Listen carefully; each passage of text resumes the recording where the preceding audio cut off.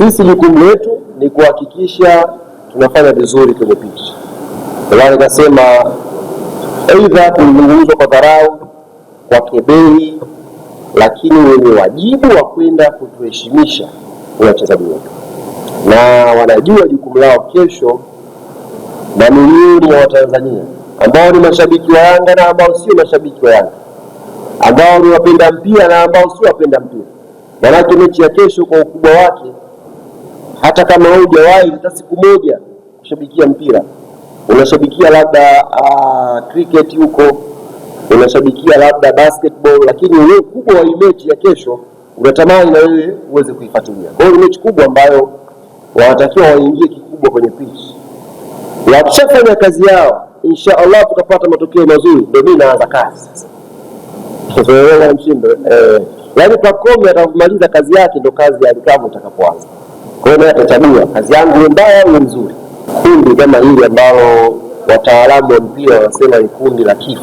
Kundi kama hili, cha kwanza kila mtu anaangalia faida yake ya nyumbani. Cha kwanza faida yake ya nyumbani. Ukipata pointi 3 nyumbani zinakujengea mazingira mazuri ya kufuzu kwenye hatua inayofuata. Kwa hiyo kwenye pitch unaweza kufanana na ubora, ila faida inayoongezeka kwa Yanga siku ya kesho, Yanga wako nyumbani. Na hapa ndipo ambapo timu zetu za Tanzania, mashabiki wetu, hususan wanachama wa klabu ya Yanga, tunatakiwa tuwe hatua moja mbele.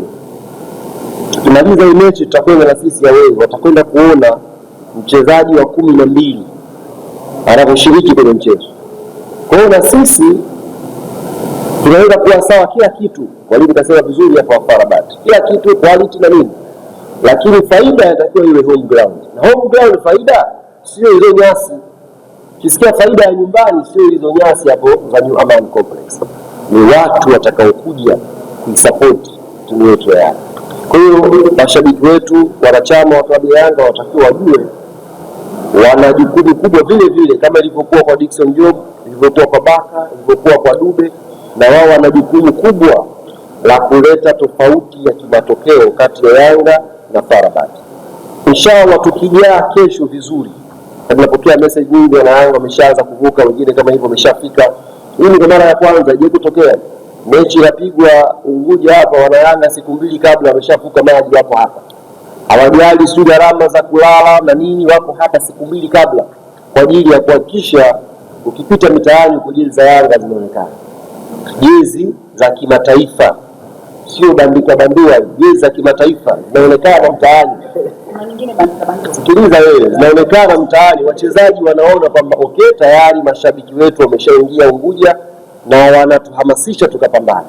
Kwa hiyo niwaombe na ambao wanavuka leo na ambao watajaliwa afya njema, uhai, inshallah siku ya kesho, boti ya asubuhi, ile boti inabidi ijae Yanga tupu, tuje tuungane na wenzetu wa hapa Unguja, tuujaze uwanja wa New Aman Complex. Shazungumza na vikundi vyangu vyote, kimya nishatembea.